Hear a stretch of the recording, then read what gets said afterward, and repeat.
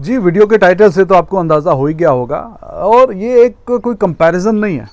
मतलब I am not going to compare कि हाँ जी राहुल द्रविड़ या उससे पहले रवि शास्त्री, वो टीम इंडिया के कोच थे, उन्होंने क्या क्या किया, और फिर पाकिस्तान की टीम में जो एक के बाद एक जो कोच आते हैं वो क्या करते हैं और क्या कहानी है।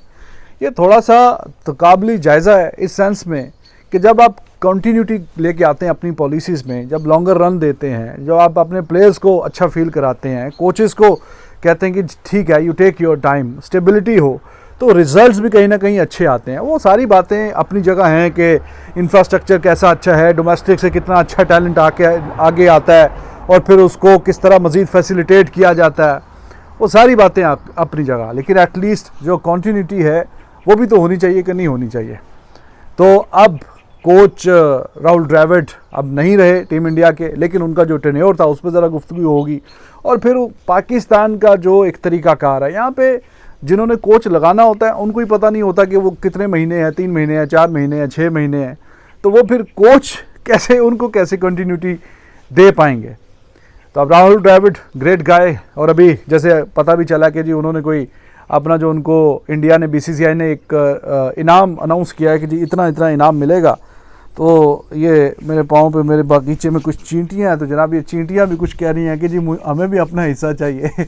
राहुल द्रविड़ साहब तो कह रहे हैं कि जी हमें उसमें से कोई हिस्सा भी नहीं ले। अंडर 19 का भी देखें वर्ल्ड कप जितवाया था राहुल द्रविड़ ने, तब भी उन्होंने शायद बोला था कि जितने लाख कुछ प्लेयर्स को मिल रहा है, वो अंडर 19 की बात थी, तो जितना प्लेयर्स को मिल रहा है मुझे भी उसी हिसाब से आप दें। यानी कोई तब लाखों की बात थी, अभी करोड़ों का, तो कुछ ऐसा ही सुनने में आया कि अभी भी वो इनाम में कुछ ऐसा वैसा उन्होंने कोई बात की है। He is a great guy, simple guy, great batsman of his era. तो जब कोच बने थे तो तब काफ़ी कशमकश थे कि हाँ भाई कोई मॉडर्न डे क्रिकेट वाली कोचिंग कर पाएंगे नहीं कर पाएंगे, कैसा परफॉर्म करेंगे। काफ़ी क्रिटिसिज्म भी हुआ क्योंकि बीच में ऑस्ट्रेलिया में जो वर्ल्ड कप था T20 वो बहुत अच्छा नहीं गया, बड़ा अजीबोगरीब सा था, उसमें कोई परफॉर्मेंस कोई अच्छी नहीं आई। तो काफ़ी लोग प्लेयर्स के साथ साथ कोच पे भी क्वेश्चन करते थे। लेकिन at the end of the day देखिए अभी वर्ल्ड कप T20 जो जितवाया काफ़ी सालों के बाद, तो कोच राहुल द्रविड़। टेस्ट में at the moment team overall जो रैंकिंग पे नंबर 2 पे है, लेकिन वर्ल्ड टेस्ट चैंपियनशिप का आप देखिए, वर्ल्ड टेस्ट चैंपियनशिप में अभी भी नंबर 1 टॉप पे जो है वो टीम इंडिया है। और अभी बॉर्डर गावस्कर ट्रॉफी, तब तो खैर अभी गंभीर जानेंगे, वो कोच होंगे।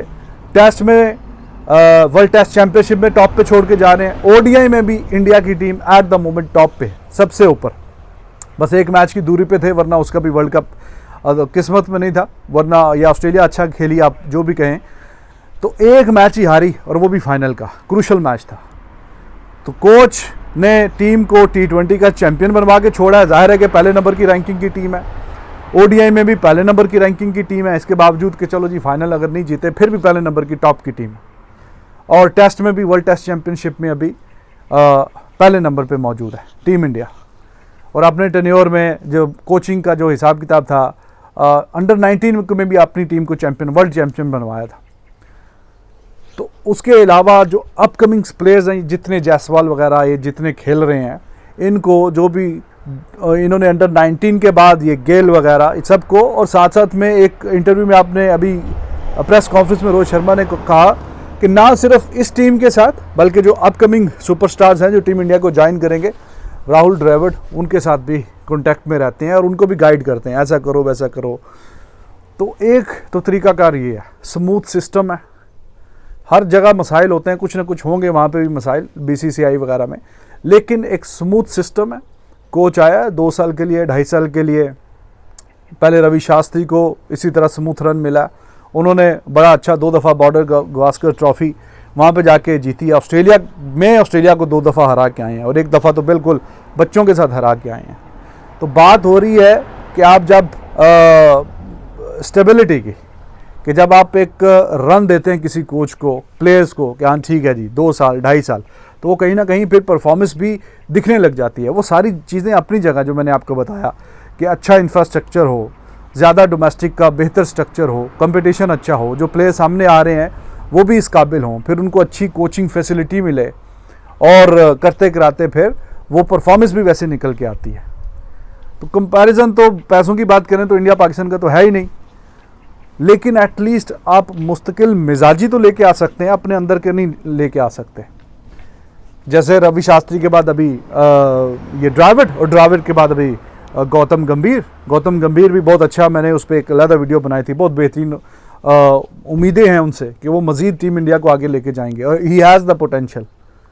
तो उसको भी जितने अरसे का भी एक कॉन्ट्रैक्ट हुआ है उसको फ्रीडम मिलेगी, वो अपनी मर्ज़ी के कुछ जो कोचिंग स्टाफ नीचे चाहिए उसमें भी बहुत ज़्यादा तब्दीलियाँ नहीं होती, जो भी चाहिए वो लेके आएगा और टीम को आगे से आगे लेके जाएगा। अब पाकिस्तान में जहाँ के बेतहाशा मिसाइल हैं वहाँ पे एक मसला ये भी है कि स्टेबिलिटी नहीं है, इंस्टेबिलिटी इतनी ज़्यादा है कि कुछ पता नहीं चलता कि अगले 6-8 महीने में कौन सा चेयरमैन आएगा, कौन सा वो अपने कोच लेके आएगा, कैसे सिलसिला होगा।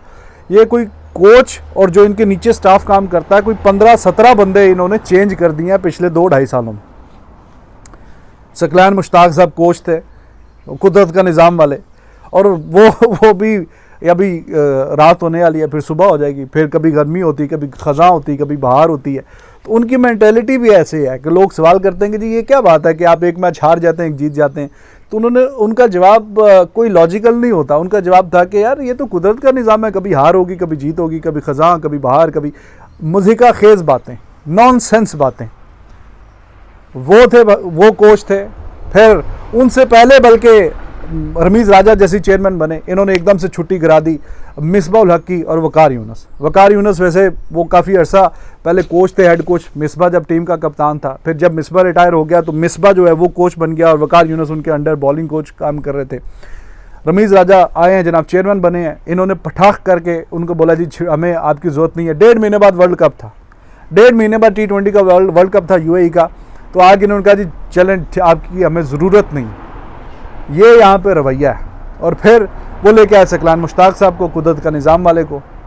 और सकलान मुश्ताक जब रमीज़ राजा की छुट्टी हुई तो फिर सकलान मुश्ताक की भी छुट्टी होगी। यानी जो चेयरमैन आ रहा है अपनी मर्ज़ी का लेके आ रहा है, कोच भी लेके आ रहा है, और जब चेयरमैन की छुट्टी हो रही जो नया आ रहा है वो उस कोच को भी निकाल रहा है और अपनी मर्ज़ी का लेके आ रहा है। ना चेयरमैन का पता चलता है कितना अर्सा टिकेगा, ना कोच का पता चलता है कि वो कितना अर्सा टिकेगा। तो जब रमीज़ राजा की छुट्टी हुई तो फिर सकलान मुश्ताक चलो अपनी जो टाइम शाम पूरा कर आके वो भी रुखसत हुए। उसके बाद फिर ज़का अशरफ जी ने वो वर्ल्ड कप के लिए, वो मिकी आर्थर ही मेन बंदा था, वो ब्रैड बर्न वगैरह को कोच डाला, मिकी आर्थर को एक नया ऊपर कोई ओहदा क्रिएट किया है। तो करते कराते उनको मौका मिला। फिर उनकी छुट्टी हुई है तो फिर आपने हफीज़ को अभी ज़का अशरफ ने फिर लगा, वो बल्कि नजम सेठी ने डाला था ये मिकी आर्थर वगैरह को। अब देखें ना, चेयरमैन भी इतने याद हुए, याद नहीं रहता कि हर 6 महीने बाद तो चेंज हो जाता। तो वो नजम सेठी ने उसको लगाया मिकी आर्थर को। वो वर्ल्ड कप से हार के आए इंडिया से, मतलब नहीं क्वालिफाई कर सके सेमीफाइनल में, उनकी भी छुट्टी कर दी जनाब चलते चलते। हफीज़ को फिर 2-4-6 महीने के लिए, 4 महीने के लिए ऑस्ट्रेलिया सीरीज़ में हफीज़ था जनाब, सब कुछ कोच मोच डायरेक्टर वॉट एवर सारे पावर उसके पास थी। वो वहाँ से हार के आए हैं तो ये हफीज़ की भी छुट्टी हो गई है। वो अब ये मोहसिन नकवी साहब हैं, तो अब इन्होंने ये गैरी क्रिस्टन को और ग्रेस्पी को उसको चांस दिया कि जी ये आए और ये जाके अभी वर्ल्ड कप में हफ्ता पहले तो कोच आते हैं जो अच्छे नाम के भी हैं, तो वो क्या करेंगे। मतलब उतना तो बंदे का मिजाज चेंज नहीं होता, मूड चेंज नहीं होता जितने यहाँ पे चेयरमैन चेंज हो जाते हैं, जितने यहाँ पे कोचेस चेंज हो जाते हैं। भाई किसी को तुम 2-4 साल दो तो सही, किसी को आप थोड़ा मौका तो दें वो अपनी टीम को आगे लेके जाए। कंटिन्यूटी भी बड़ी ज़रूरी होती है। या प्लेयर्स को भी पता है यार 1-2 सीरीज़ असी हारनियाँ ने, नवा कोच आ जाएगा, नवा चेयरमैन आ जाएगा, चलो ठीक है कम टपाई जाओ। वो भी उनमें भी लगता है कोई बेहतरी की कोई एक जुस्तजू ही नहीं है कि हम बेहतर से बेहतर होते जाएं। वो उसी तरह की परफॉर्मेंस है उनकी, बेकार से बेकार चलती जा रही है। तो चलो आपके अगर इंफ्रास्ट्रक्चर में मसाइल हैं, आप उसको बेहतर करते करते आपको टाइम लगेगा, और आपके अच्छे प्लेयर्स अगर ऊपर आते हैं उनकी ग्रूमिंग के लिए, फिटनेस के लिए, अभी जाके आपने सब कुछ शुरू किया है। But least what you can do कि कुछ ना कुछ थोड़ी स्टेबिलिटी तो लेके आओ। अगर कोई कोच अच्छा आ गया गैरी क्रिस्टन के नाम का, तो एटलीस्ट मुझे तो यही डर था, यकीन करें कि ये ना हो कि वर्ल्ड कप से हफ्ता पहले उसने ज्वाइन किया बेचारे ने, और पाकिस्तान की टीम की जो परफॉर्मेंस हुई है ये ना हो कि उसी को कहें जी हम जी आपको छुट्टी कर दी है और फिर कहेंगे हमने सर्जरी कर दी है। हफ्ता पहले वो आया था और आप इनसे कुछ भी बईद नहीं है, आप कुछ भी सोच सकते हैं कि हाँ ये कुछ भी कर सकते हैं। तो मैनू तो इसी हो बेचारे दी ना कुर्बानी हो जाए, छुट्टी हो जाए उस दिन, तो अब रेड बॉल का गिलेस्पी है, वाइट बॉल का वो गैरी क्रिस्टन कोच है, तो कुछ ना कुछ उनको स्मूथ रन दें, उनको पावर दें, कोई फैसले वो करें। मुझिका खेज बातें करते हैं, पिछले दिनों पूरे के पूरे इन्होंने फॉर्मर क्रिकेटर्स का पूरा पता नहीं 30-35 बंदों को बुला के मीटिंग कर रहे हैं जी, क्या करना है क्या नहीं करना। तो ये अब कोचेज़ जो आपने बुलाए हैं फॉरेन क्वालिफाइड इतना जिनका नाम है, अब उनको करने दें फैसले कि हाँ जी क्या करना है। उनसे पूछें जो लोकल वाले हैं डोमेस्टिक में कैसे इंप्रूव करेंगे क्रिकेट। बाकी तो मसाइल हैं ही हैं, करप्शन है, नेपोटिज्म है, फेवरेटिज्म है, सारी बातें। लेकिन एटलीस्ट अगर कोई कोच आ गया कोई अच्छा तुम्हारे पास, तो जिस तरह के हर 4-6 महीने बाद तुम्हारा चेयरमैन चेंज हो जाता है, मसाइल है, कोई अच्छा बंदा आता ही नहीं है। वो कहता है यार लानत भेजो, हमने अपनी इज्जत प्यारी हर बंदे को। तो यही हुआ, मिकी आर्थर आया 2-4 महीने बाद, वो चेयरमैन चेंज हुआ, नजम सेठी, वो दूसरा बंदा आया, उसने कहा चलो जी छुट्टी। तो इस तरह अपना मजाक भी बनता है और टीम की परफॉर्मेंस भी नीचे से नीचे जाती है। तो एटलीस्ट आप थोड़ा कोई मुस्तकिल मिजाज होके थोड़ा सा टाइम तो दें, जो कोच आ गया अगर अच्छा उसको दे 1-2 साल कम से कम मिलने तो चाहिए कि पक्का 2, 2.5, 3 साल का जितना कॉन्ट्रैक्ट है वो पूरा टाइम, ताकि एक अच्छी रवायत कायम हो कि आपके पास जो कोच आता है वो एक पूरा टाइम अपना पूरा करके उसके बाद आपने देखें अगर उसका भी दिल है करने का, या वो भी सोच रहा हो कि कभी मेरा टाइम पूरा हो तो मैं तो जान छुड़ा के वापस जाऊँ, अगर उसका भी दिल है कि नहीं आगे कंटिन्यू करने का, या आप भी उसकी परफॉर्मेंस को एनालाइज करके असेस करके फिर फैसला करें कि हाँ ठीक है हम आगे काम करना चाहते हैं कि नहीं। वरना बड़े अच्छे तरीके से आप हैंड चेक करें जी thank you very much for your services, तो तब जाके कोई थोड़ी सी बेहतरी आएगी। ये बिल्कुल ड्रामेबाजी हर 2-4 महीने बाद chairman change, coaches change, players को भी पता जी ये तो बंदा ही चेंज हो जाना जिन्नी चेर तक 3-4 महीने बाद, चलो ठीक है जिमें कम चल रहा है टपाई रखो।